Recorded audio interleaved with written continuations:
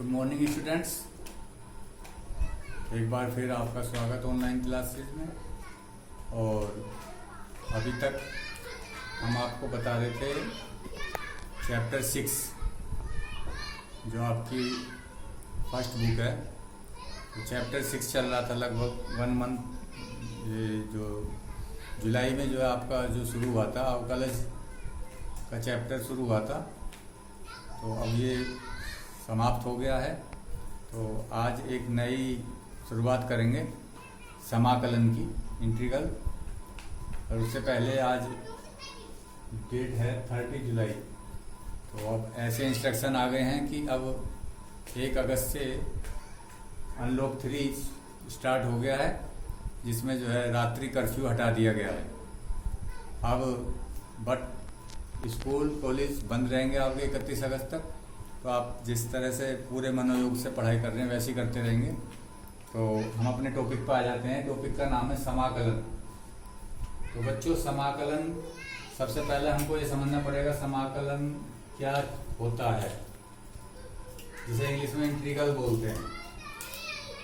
तो अभी तक आपने जो है अवकलन पढ़ा है।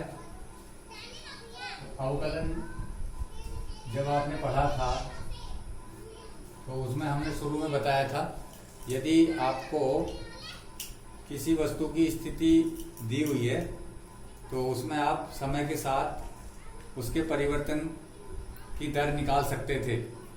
जैसे कोई राशि है x और हमें उसका समय के साथ निकालना होता था, तो समय के साथ हम क्या निकाल लेते थे, dx/dt। तो ये उस राशि का क्या आ जाता था, अवकलज आ जाता था। तो अब उसका बिल्कुल अपोजिट प्रोसीजर शुरू होगा, समाकलन। तो समाकलन जैसे इसका अपोजिट सोचिए, जैसे हमें किसी वस्तु का बच्चों वेग दिया हुआ है। हमें किसी वस्तु का वेग दिया हुआ है v बराबर है ds/dt। तो इस वेग से हम उसकी स्थिति याद कर सकते हैं, किसके द्वारा, समाकलन के द्वारा। तो उसमें आपको बताया जाएगा किस तरह से जो है क्या प्रोसीजर हम फॉलो करेंगे, वो इसमें बताया जाएगा। और समाकलन बहुत ही इंपॉर्टेंट चीज है। ये आपके जो साइंस ग्रुप के बच्चे हैं, फिजिक्स में और यूज होता है। ये आर्ट साइड के जो बच्चे हैं, इकोनॉमिक्स में भी यूज होता है, वित्त के क्षेत्र में भी इसको यूज करते हैं। अलजेब्रा में जो है, प्रायिकता में भी इसको यूज करते हैं समाकलन को। और समाकलन की परिभाषा यदि आप देखें, गणित के हिसाब से समाकलन की परिभाषा क्या हो सकती है, जैसे कि हमने बताया कि d/dx का उल्टा जो है होगा इंटीग्रल। तो एक फलन, कोई भी फलन है f, ऐसा है कि उस फलन का क्या d/dx, जैसे कि बच्चों आप जानते हो d/dx ऑफ sin x क्या होता है, cos x। तो d/dx of fx equal to आ गया हमारे पास fx for every x belongs to i। i क्या है, वास्तविक संख्याओं का अंतराल है। तो प्रत्येक स्वेच्छ अचर c के लिए इसमें c भी काउंट होगा। तो d/dx of fx plus c बराबर क्या है, fx, x belongs to i। तो वेयर f की जो वैल्यू आई, f और c, f plus c belongs to r, क्या कहलाएगा, f के प्रति अवकलज। इस वाले का क्या कहलाएगा, ये इस वाले फंक्शन का क्या कहलाएगा, प्रति अवकलज। तो ये पूरा जो है उसके परिवार को डिफाइन करता है, क्या, f प्लस c परिवार को व्यक्त करता है। यहाँ c समाकलन का अचर कहलाता है। इसी प्रकार से समाकलन को जब भी हम प्रदर्शित करेंगे बच्चों, एक ऐसा साइन है, इस तरह का साइन से प्रदर्शित करेंगे। ये वाला साइन किसका है, जब भी ये साइन लगाएंगे तो इसका मतलब है हम उसका क्या कर रहे हैं, उस राशि का समाकलन कर रहे हैं। तो यहां पर हम अब यदि इसका अपोजिट प्रोसीजर सोचे, क्या इस fx का क्या करें, समाकलन करें, तो इसको क्या लेंगे, integral of fx into dx, तब ये आ जाएगा बच्चों fx प्लस c। जहां पर जो है यहां पर हमने क्या किया, x के सापेक्ष f का क्या किया है, अनिश्चित समाकलन। समाकलन बच्चों दो प्रकार का होगा, एक अनिश्चित समाकलन होगा, पहले हम आपको अनिश्चित समाकलन कराएंगे और उसके बाद फिर निश्चित समाकलन कराएंगे, बताएंगे आपको जो है दोनों चीज। तो आज हम आपको समाकलन का थोड़ा आइडिया दे रहे हैं, और जो आपने अवकलज के सूत्र याद किए हैं उसके अपोजिट सूत्र आपको लिखाए जाएंगे समाकलन के। परंतु पहले हम जो है समाकलन ज्ञात करने में एक विधि का प्रयोग करेंगे जिसे कहते हैं इंस्पेक्शन मेथड। हम जो है आज आपको बताएंगे इंस्पेक्शन मेथड से किसी भी फलन का कैसे जो है क्या निकालते हैं, समाकलन, यानी कि निरीक्षण विधि है ये बच्चों।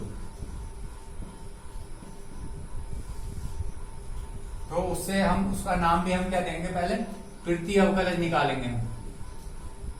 क्या निकालेंगे, तृतीय अवकलज, एंटी डेरिवेटिव।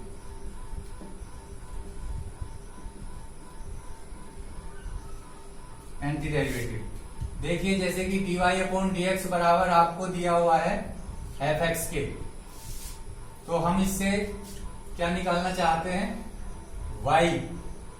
तो y कैसा आएगा, इसका आपको क्या करना पड़ेगा, इंटीग्रल करना पड़ेगा।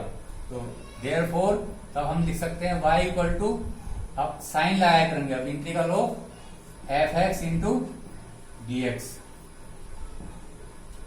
तो इस फॉर्म समाकलन करने के बाद आपका ये आ जाएगा।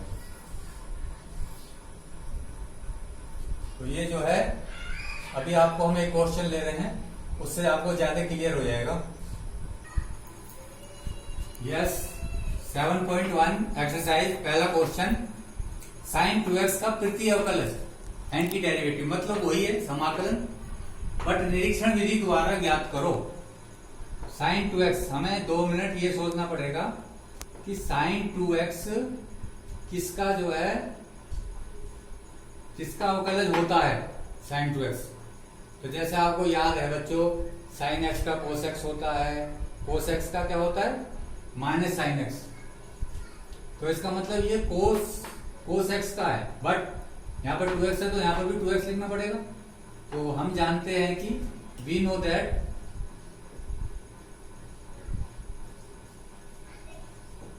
d upon dx of cos 2x equal to minus sine 2x।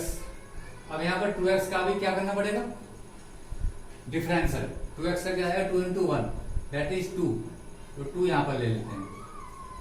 अब हम इसको ये वाला जो है 2 इधर लिखेंगे, या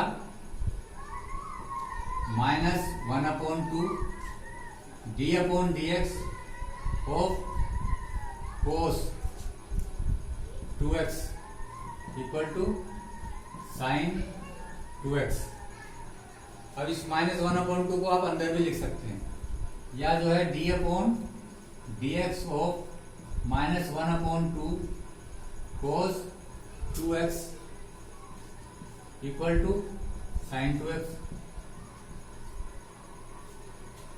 तो कहने का मतलब ये है कि ये जो है, ये पोर्शन जो है, जो आपका d अपॉन dx है, यदि आप इसका वो करते हैं तो क्या आ जाएगा, ये खत्म हो जाएगा। जब आप समाकलन करेंगे तो आपको ये प्राप्त होगा।